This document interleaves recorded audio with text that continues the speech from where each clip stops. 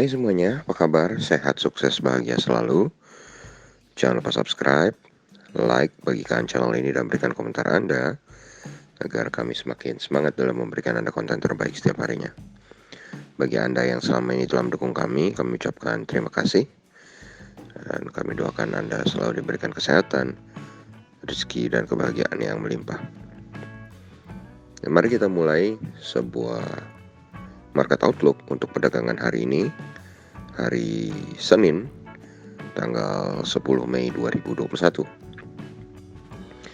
Dan langsung saja kita mulai dengan market Amerika dan Eropa, yang kalau kita lihat sebetulnya terjadi sebuah anomali yang cukup unik di market Amerika, di mana market Amerika sebetulnya menunggu data jobless claim yang positif atau data pengangguran yang positif. Ternyata data pengangguran yang keluar justru memburuk atau tidak sesuai ekspektasi. Justru malah itu membuat para investor dan trader Amerika dan Eropa malah senang. Kenapa senang? Karena mereka menganggap dengan adanya data yang buruk itu, maka apa yang disebut easy money policy akan terus bergulir, stimulus akan terus berjalan. Karena memang sebenarnya market dunia rebound setelah kejatuhannya itu bukan karena recovery dari virus corona, tetapi memang karena adanya kebijakan dari quantitative easing, kebijakan dari stimulus yang super jumbo yang disebut easy money politics tersebut. Sehingga banyak yang mengatakan bahwa kalau terus distimulus maka market pun akan terus berada di dalam zona yang cukup nyaman.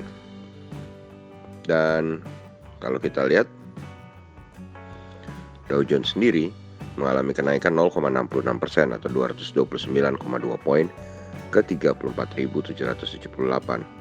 Sementara Nasdaq mengalami kenaikan 0,88% atau 119,4 poin ke 13.752.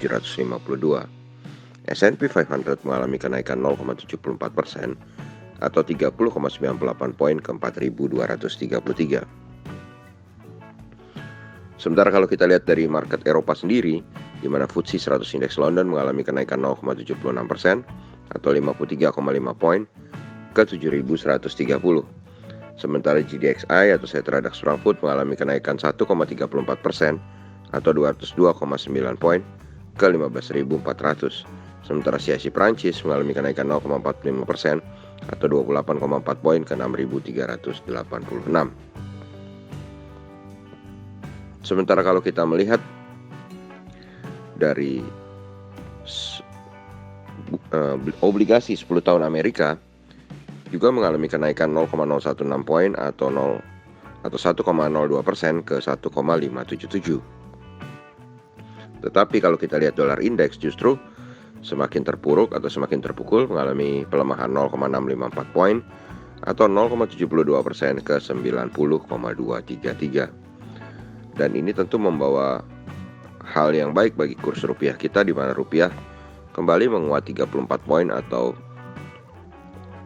0,24% ke 14.285. Sementara kalau kita lihat LKM NYSE atau saham PT Telkom yang diperdagangkan di New York Stock Exchange atau saham Telkom yang diperdagangkan di Amerika, perlu diketahui Telkom ini juga diperdagangkan di pasar Amerika, Jepang, dan juga di pasar Inggris, ya, atau di FTSE atau di FTSE 100 Index. Kemudian kalau kita lihat Telkom mengalami kenaikan 0,25 poin atau 1,11% ke 22,8 atau kalau dirupiahkan adalah 3.258. Sementara EIDO atau ETF Indonesia yang diperdagangkan di New York Stock Exchange atau kumpulan 31 saham Indonesia yang diperdagangkan di market Amerika yang diperdagangkan dalam bentuk ETF atau sejenis reksadana. Apa itu ETF, apa itu EIDO, Anda bisa googling juga saham-sahamnya. EIDO mengalami kenaikan tipis 0,15 poin atau 0,68% ke 22,15. Sedangkan minyak atau oil atau Western Sectors Industries Oil atau WTI Oil mengalami kenaikan tipis sekali 0,01 poin atau 0,02% ke 64,90.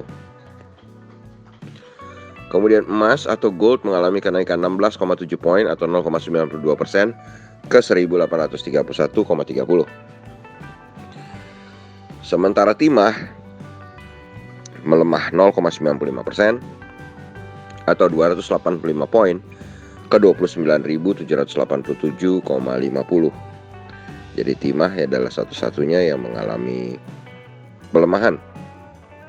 Sementara nikel kembali menguat 0,89% atau 160 poin ke 18.060. Kemudian kalau kita lihat batu bara Newcastle sendiri mengalami kenaikan yang sangat tipis 0,1 poin atau 0,10% ke 96,15 untuk kontrak bulan Mei.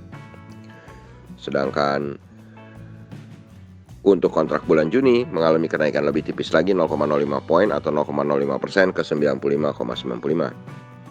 Sedangkan untuk batu bara Rotterdam kontrak bulan Mei mengalami kenaikan 0,96 poin atau 1,16% ke 82,5.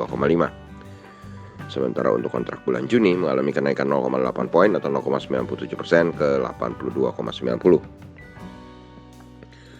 Yang mengalami kenaikan luar biasa adalah CPO.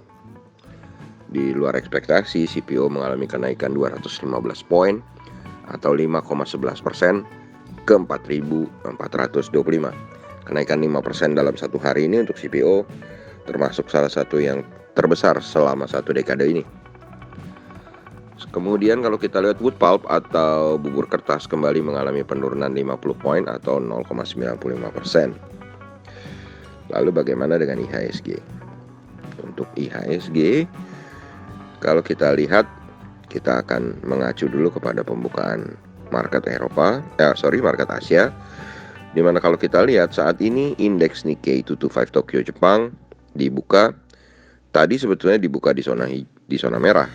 Indeks Nikkei 225 Tokyo Jepang tadi pertama-tama di pembukaan ada di zona merah, tapi kali ini setelah berjalan kurang lebih 15 menit, Nikkei berubah pindah ke zona hijau dengan kenaikan 0,96% atau 274,18 poin ke 29.632. Sementara S&P ASX 200 Sydney mengalami kenaikan 0,46% atau 32,3 poin ke 7.113,10.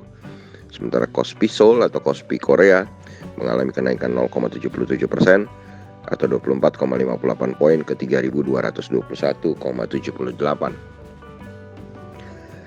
Dari market Asia yang cukup optimis, dari market Amerika dan Eropa yang cukup optimis, kita akan melihat market Indonesia. Market Indonesia sendiri sebenarnya sudah mengalami pelemahan 2 hari berturut-turut, tanggal 6 melemah 0,09% dan tanggal 7 melemah 0,7%.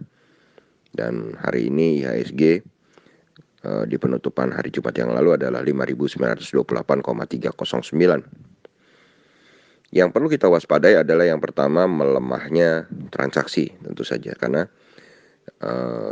pasti banyak trader dan investor yang menunda dulu keinginan masuk pasarnya atau bahkan menjual, men-sell karena akan adanya libur panjang Lebaran ya, mulai dari hari Rabu. Tentu akan ada banyak pihak juga yang menyelesaikan marginnya, menyelesaikan urusan trading limitnya dan sebagainya, yang tentu akan memberikan tekanan tersendiri bagi IHSG. Kemudian kalau kita lihat sudah 8 minggu berturut-turut IHSG berada di dalam zona merah. Jadi kalau kita lihat ada beberapa faktor pendukung dan ada beberapa faktor juga yang membuat IHSG bisa tertekan. Kami hanya berani memprediksi IHSG hari ini berada dalam zona hijau sebesar 51%. Kenapa? Karena memang tekanan jualnya akan cukup besar menghadapi libur Idul Fitri yang cukup lama, dan juga akan ada pressure tersendiri di setiap hari Senin yang terbukti sudah 8 hari berturut-turut sudah berada di dalam zona merah. Sedangkan tentu saja pendorongnya adalah market dunia yang hijau dan EIDO yang menghijau, juga sudah 2 hari berturut-turut IHSG berada dalam zona merah. Dan mari kita nantikan bagaimana nantinya IHSG. Semoga bermanfaat, stay safe, tetap sehat, dan yang paling penting jangan lupa untuk selalu berusaha berbahagia. Sampai jumpa.